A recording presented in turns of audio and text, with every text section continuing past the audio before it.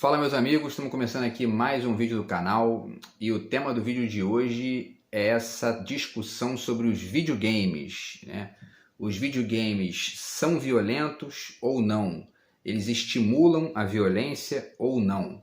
A gente teve aí nas últimas 2 semanas manifestações de duas pessoas da política, e uma delas o presidente Lula, né? As duas criticando os videogames, associando os videogames à violência, por conta desse aumento aí dos crimes envolvendo as escolas, né? E a gente vai falar um pouco sobre isso no vídeo de hoje, vai comentar essas falas e essas críticas dessas duas personalidades políticas, uma da direita e uma da esquerda, né? E depois ponderar criticamente a questão, né? Se o videogame realmente gera violência ou não, porque a filosofia, a arte, a literatura podem ajudar bastante a gente aí a entender essa questão, tá?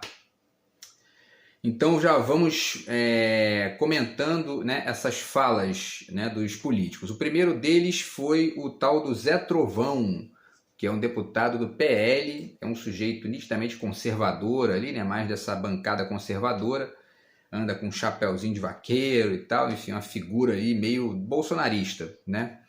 E aí ele no dia 10 pediu a suspensão, dia 10 de abril agora, né, ele pediu a suspensão dos jogos eletrônicos com conteúdo violento no Brasil por ocasião do massacre de Blumenau, né? Essa estratégia, né, bolsonarista, parte ali dos bolsonaristas já associou esse aumento da violência no Brasil com os videogames, né? Não faz muito sentido porque videogame existe há muito tempo, né, e isso não acontecia antes, enfim. Mas o tal do Zé Trovão colocou esse, né, sugeriu lá que fossem suspensos os jogos eletrônicos. E essa sugestão dele ainda está lá, né? Essa proposta segue aguardando despacho do presidente da Câmara, que é o Arthur Lira.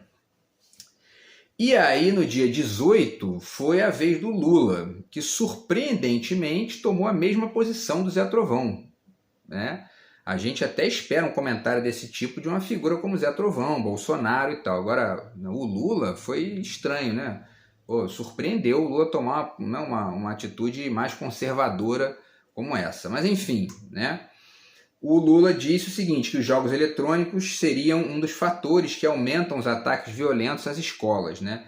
E aí abre aspas, tá? Fala do Lula. Não tem game falando de amor, não tem game falando de educação, é game ensinando a molecada a matar. E cada vez muito mais morte do que na Segunda Guerra Mundial. É só pegar o jogo que essa molecada joga. É o meu filho, é o filho de cada um de vocês, são os meus netos, é o neto de cada um de vocês. Ele falou isso num encontro com governadores e ministros e tal, né? E aí ele continua, né? Mais uma fala do Lula aqui.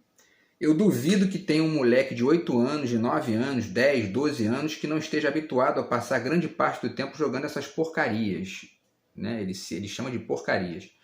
E mais, hoje a molecada joga com gente de outros países, né? Passam a noite jogando e tudo resulta nessa violência no meio das crianças, né? E essa fala do Lula, a gente vai falar, né, sobre isso no vídeo hoje, ela não tem o menor sentido. Assim, o Lula viajou na mariola, entendeu? Completamente. E ele recebeu algumas críticas, tá? Do filho dele, a primeira crítica foi do filho dele,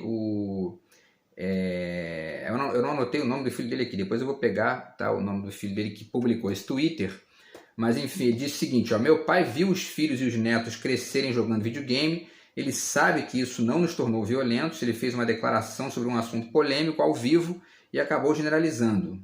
Videogame é muito mais que violência, é arte, é lazer, é entretenimento.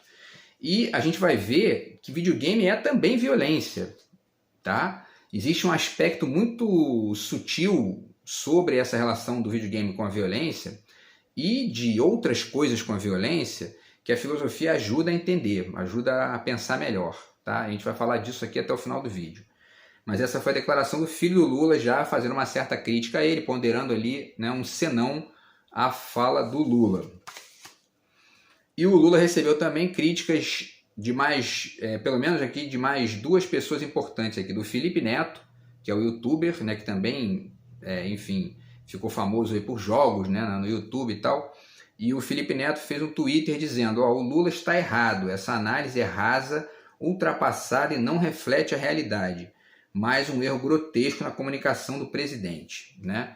É aquela história, o Lula, ele é uma figura muito espontânea, né? Ele fala muito o que vem na cabeça ali e tal, e esse tipo de coisa às vezes gera esse tipo enfim, de atitude, enfim, que é um preconceito, né? Que é uma coisa que é pensado ali sem uma reflexão maior. E ele recebeu uma crítica também de uma carta, né? Ele recebeu uma carta assinada por 70 especialistas, vou deixar o link para vocês aqui, tá? Em videogames, né? Os especialistas em videogames, 70 deles, professores universitários, pesquisadores e desenvolvedores de jogos, tá? E que criticam essa fala do Lula, e aí abre aspas aqui, né? Eles falam o seguinte: inúmeros jogos com fins educativos, culturais, artísticos e poéticos têm sido desenvolvidos com base em pesquisas acadêmicas, com a finalidade de mediar o processo de ensino-aprendizagem de diversas disciplinas, tá? E eles citam o desenvolvimento de habilidades intelectuais, né, que os videogames geram nas pessoas, a resolução de problemas e o pensamento crítico, tá? Então o Lula recebeu essas 3 críticas, e aí, assim, só para finalizar aqui essa fala dessa carta, né, eles dizem também que existem hoje mais de 280 instituições que oferecem cursos para formar desenvolvedores, né, são instituições de ensino, né, e só no Brasil existem mais de 12.400 profissionais trabalhando com isso. Claro que isso não é um argumento suficiente, né? Porque no nazismo tinha gente trabalhando ali, né, com os trens para levar os judeus para o trabalho. Não significa, não é um argumento que sustente uma tese necessariamente, né? Mas o fato é que o Lula, a equipe do Lula entrou em contato com esse grupo de 70 pesquisadores para poder marcar uma conversa sobre o tema. E aí isso já demonstra uma atitude radicalmente diferente daquela dos bolsonaristas, né? Do próprio Zé Trovão, do Bolsonaro, que são pessoas que não têm muito como dialogar com essas pessoas, né? São pessoas muito simplórias, muito broncas, né? E, quer dizer, não tem muito diálogo ali, né? Vai saber se eles vão refletir melhor ou não e entender que, no fundo, esse aumento da violência nas escolas tem a ver com a liberação das armas. Isso é fato, né? O que não existia antes e passou a existir no momento que isso começou a transbordar aí, foi a questão das armas. Videogame já existe desde que videogame foi criado, Atari, né? Eu era criança, né? Jogava videogame lá com 7, 8 anos de idade. Quer dizer, tem mais de 40 anos que o videogame existe no Brasil e não existia isso. Então, não se sustenta. Mas, enfim.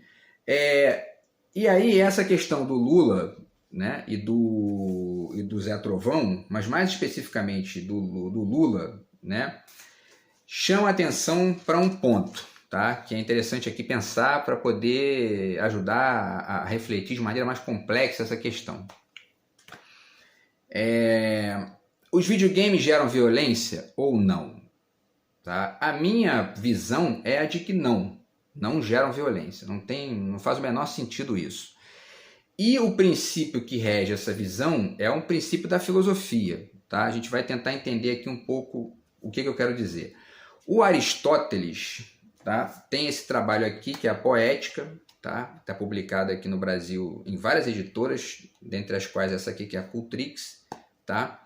E na Poética, a gente pode começar a pensar esse tema a partir do Aristóteles. Né? Poderia fazer isso aqui a partir de várias vias de raciocínio, mas vamos fazer pelo Aristóteles, certo? Então, o Aristóteles sugere aqui, ele faz aqui uma análise sobre as tragédias gregas, né?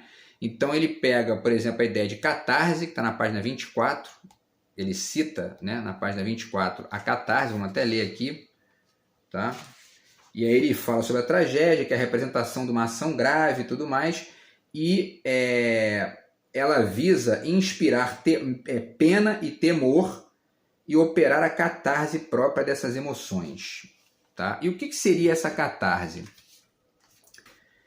A catarse, tá, pessoal, seria uma resposta emocional ao conteúdo apresentado na tragédia, ou enfim, na obra de arte que está ali apresentada para você.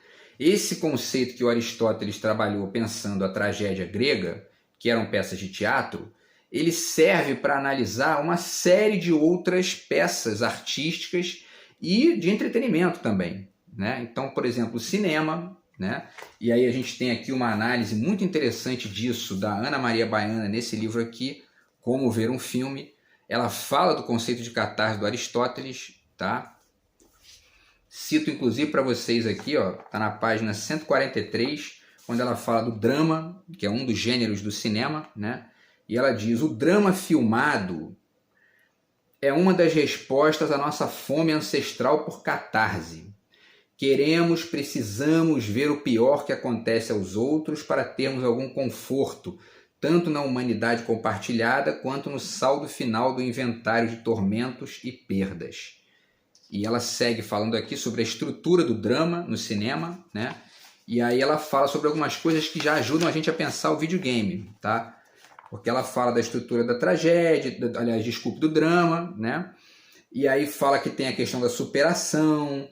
Ó, os personagens devem ser submetidos a provas tais que apenas ao recorrer a qualidades insuspeitadas e vencer seus piores medos, eles chegarão ao terceiro ato, né? E aí ela segue falando da estrutura, fala do heroísmo, porque tem a jornada do herói também, né? Que a gente já falou disso em vários vídeos aqui, o destino e tudo mais, né? Agora, é interessante pensar nessa estrutura, assim, antes de fazer a reflexão que eu quero aqui, vamos citar mais dois autores que pensam sobre isso também, tá? O Nietzsche, certo?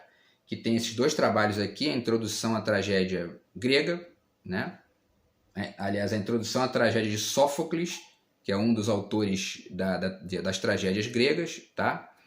E A Origem da Tragédia, né? Que é o texto mais conhecido dele sobre esse tema, né? Então, o Nietzsche também trabalha essa questão, tá? Sob uma perspectiva aqui filosófica. E o Goethe também escreve sobre isso aqui nesses escritos sobre literatura publicados no Brasil pelas 7 Letras, tá? E aí eu vou fazer essa reflexão rápida aqui usando esses autores, o Aristóteles, o Nietzsche e o Goethe, tá? Mas pensando aqui, sem citar muita coisa, vamos fazer uma análise mais das ideias, certo? Que eu fiz uma sequência aqui. Então, vamos lá. Vamos começar da seguinte forma. A catarse seria a finalidade da tragédia, tá? Isso é o que o Aristóteles pondera lá. Ou seja, a ficção que visa purificar a alma das emoções fortes, através de um exercício de identificação do espectador. Então o sujeito vai lá ver, né? Existe uma trama, né? E aí tem vários conceitos que ele constrói para poder representar esses pedaços da trama, né? Tem o canto, tem o ditirambo, enfim, tem as peripécias, ele fala de uma série de coisas que não vem ao caso aqui destacar. O fato é o seguinte, né? O que norteava a produção da tragédia grega para o Aristóteles e de certa forma também para o Nietzsche era a questão do destino, né? Você tem ali uma história que vai se encaminhar e o destino dela está traçado desde o início, né? E aí os personagens vão passando pelas peripécias, vão passando pelos encontros e desencontros ali da trama, mas o fato é que o destino está traçado desde o início. Isso é muito comum em se tratando de uma sociedade tradicional, como era a sociedade grega, né? Que visava estabelecer a manutenção, né? A divulgação e manutenção de certos mitos de fundação, de certos mitos de sustentação da coletividade, etc., né? E aí você representa isso a partir da imitação, que também é um conceito que Aristóteles trabalha, né, através das tragédias gregas. Para quê? Para que as pessoas olhem para aquilo e se identifiquem no plano da emoção, né, e estabeleçam aquele roteiro ali como uma espécie de regra para sua cabeça, né, pela via da identificação. O Goethe, nesse livrinho aqui que eu mostrei para vocês, tá, do Escrito sobre Literatura, que é um escritor, né, um filósofo alemão dali do século XVIII, né, ele vai sugerir o seguinte, ele vai dizer que o Shakespeare, que publica na virada do século XV para o século XVI, né, no século XVI ali, ele já faz um deslocamento da estrutura da tragédia grega, né? Ele dá vários exemplos aqui, fala de várias características, mas uma delas, talvez a principal, seja a de que o destino, esse destino que era o protagonista da tragédia grega, ele deixa de ser o protagonista no drama shakespeariano, certo? Então existe uma diferença radical de um Édipo, por exemplo, que era um personagem do Sófocles, que tinha o destino traçado, para um Hamlet, que chega, né, e pensa, ser ou não ser? Eis a questão. Quer dizer, ele está ali no barato do cogito, né? Ele está refletindo a respeito, ele está se colocando como sujeito da sua história, né? E aí isso muda, de certa forma, a estrutura da tragédia grega para o drama shakespeariano. Essa é a ponderação que o Goethe traz, né? E aí, pessoal, eu comecei a pensar, né, nessa questão conectada com o que a gente está vivendo aí, dessa questão dos videogames, né? Porque é interessante, porque ao longo do tempo, essa posição do sujeito que cogita e que se coloca, né, como protagonista do seu próprio destino e ao mesmo tempo fica entrelaçado, né, com as circunstâncias, quer dizer, acontece um monte de problema, mas o cara continua ali, né, a gente, né, continua tentando, continua se colocando em algumas situações, resolvendo problemas aqui, sofrendo outros ali e tal. Isso é a vida, né? Então não existe o único destino efetivamente traçado é a morte, né? Não tem saída, a gente vai morrer um dia, todo mundo morre um dia.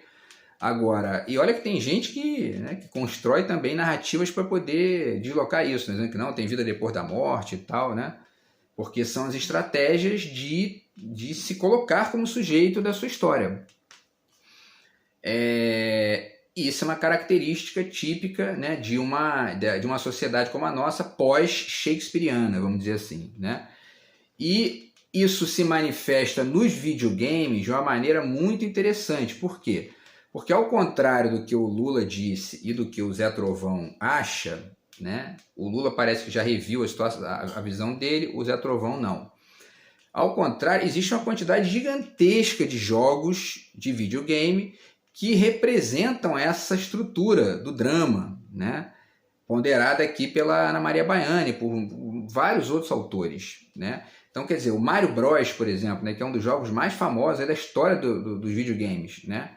Ele e o Luigi lá, que é o irmão dele, tem que passar por aquelas fases todas, matar os inimigos, quer dizer, tem uma certa violência ali em jogo, que não é sanguinária como certos jogos aí, né? Mas tem uma violência ali.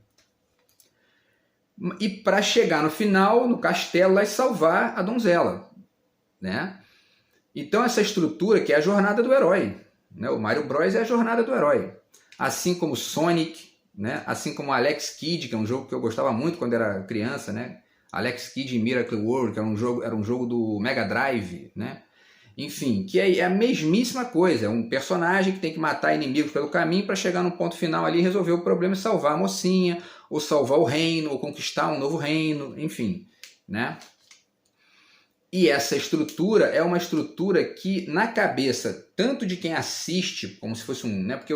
Porque essa estrutura do videogame, ela é muito parecida com a do cinema, né? Com a diferença interessante de que você não é um espectador passivo, você está ali modificando a estrutura interna da trama, né? Através de uma posição radicalmente hamletiana, vamos dizer assim, né? Você está ali no ser ou não ser, eis a questão o tempo todo, né? Até no final. No cinema você fica numa posição, né? Você não tem como muito alterar aquela narrativa ali, a não ser no plano enfim, de construções mentais que você pondera, né? Podia ter ido por ali, por que não foi, né? Enfim, então quer dizer, essa ideia de que o espectador ele recebe essas informações de maneira passiva, ela é equivocada, tá?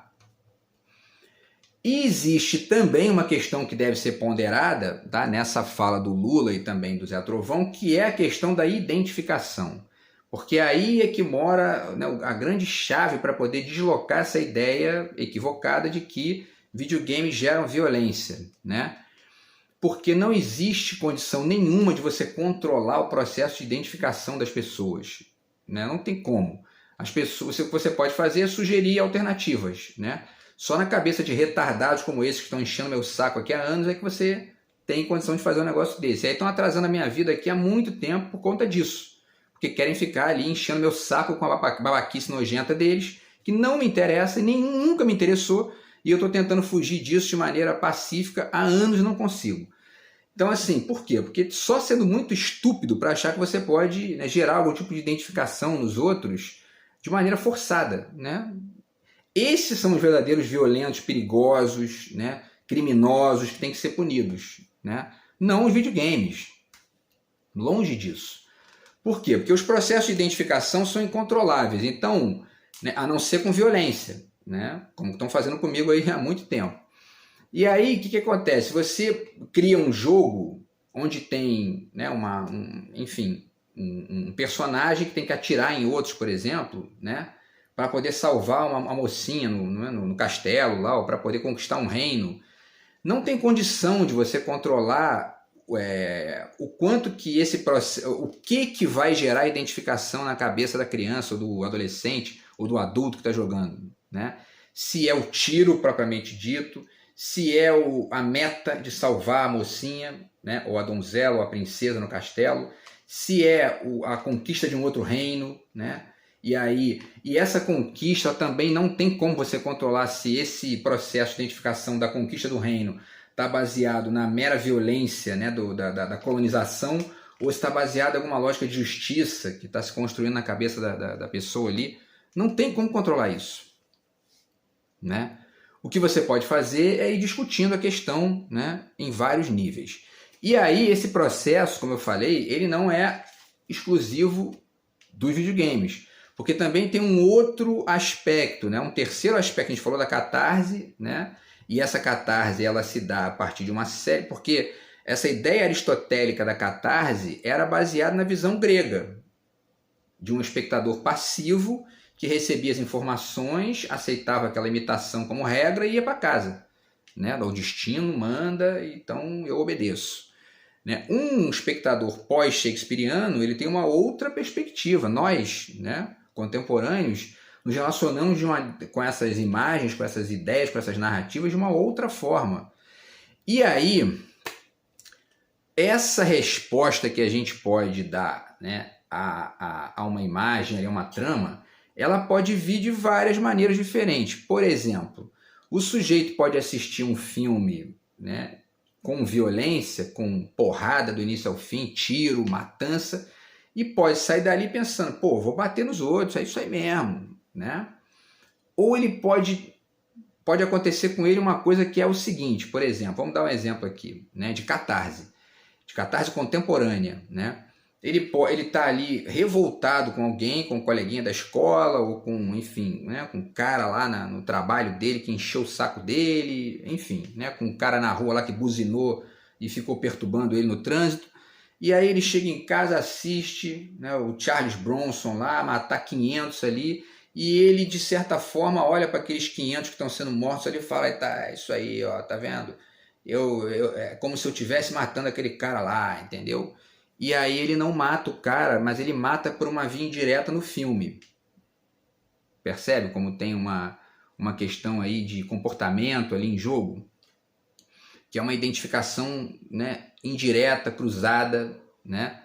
Então você às vezes bate no seu inimigo através da identificação com o personagem no filme e não de maneira direta. Vou dar um exemplo bem claro, né, disso no que a gente tem vivido no Brasil nos últimos anos. Bombaram na internet imagens de pessoas atirando em fotos do Lula, né, nesses clubes de tiro aí pelo Brasil que os vermes bolsonaristas espalharam. Imagina se não tivesse essa possibilidade, né? Provavelmente um retardado desse ia pegar a arma e ia lá e matar o Lula, né? Então que bom que existe a catarse, né? O retardado meteu no esgoto da cabeça lá que o Lula é o vilão da história do Brasil, porque é um imbecil, né? E aí começou a atirar na foto do Lula, né?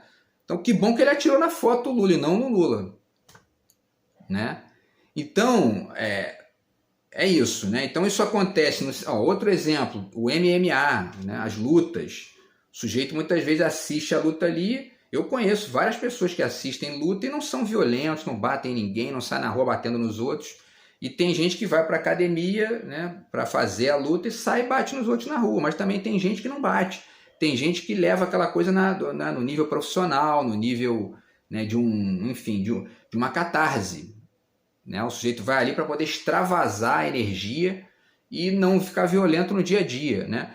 Porque é um mecanismo de você extravasar a violência, de você extravasar, né, uma certa raiva até ali que você tem, uma energia excessiva, uma ansiedade, com alguma coisa que tem um conjunto de regras envolvido, que tem ali um mediador, que é o juiz, enfim, né? E isso, pelo contrário, isso gera né?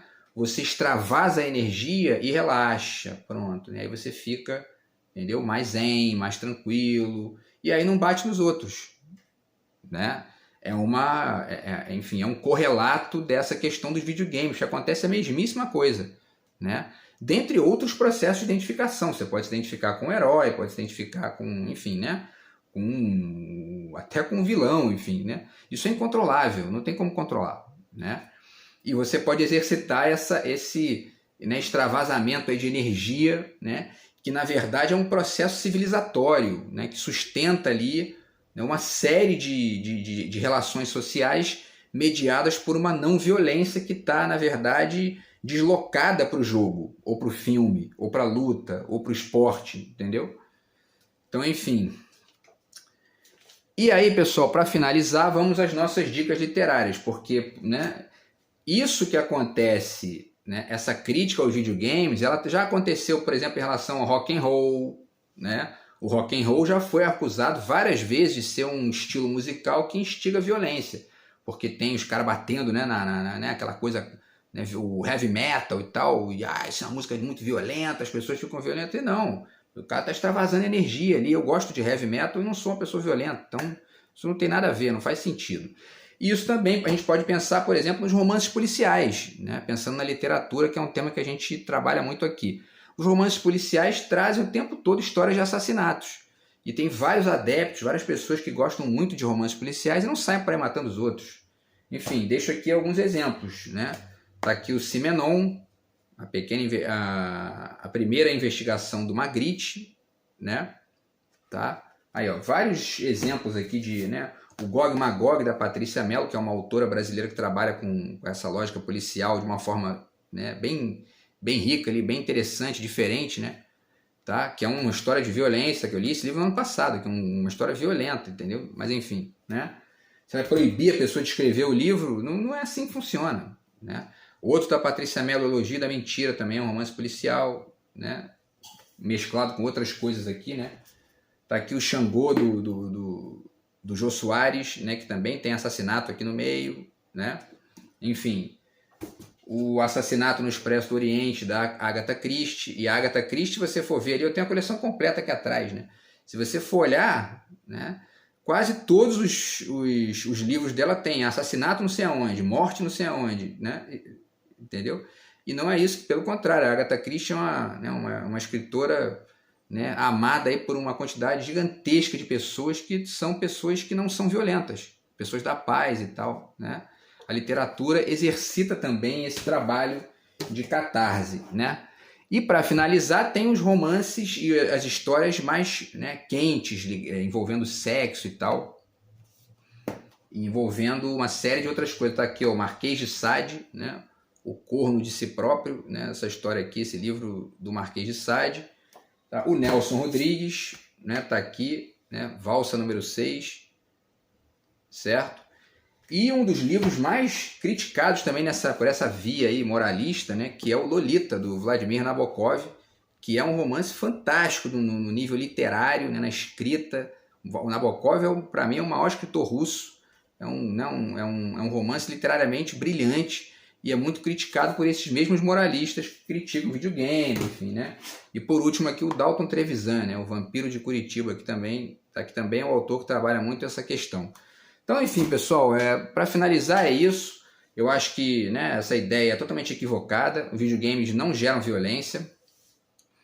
Muito pelo contrário, eles auxiliam muito num processo de catarse ali. E eles ensinam também, né? Porque existem vários jogos educativos, como eu citei aqui, né? Eu mesmo gosto muito de um aqui que chama-se Geografia Mundial, que você está o tempo todo aprendendo ali capitais dos países, né? Enfim, mapas, bandeira, enfim. Então, assim, essa ideia é equivocada e vale a pena pensar sempre um pouco melhor sobre isso, e a gente provavelmente vai voltar a esse assunto em outros vídeos aí, porque é um tema bem contemporâneo. Beleza, pessoal? Então é isso, a gente se vê no próximo vídeo do canal. Um grande abraço e fui!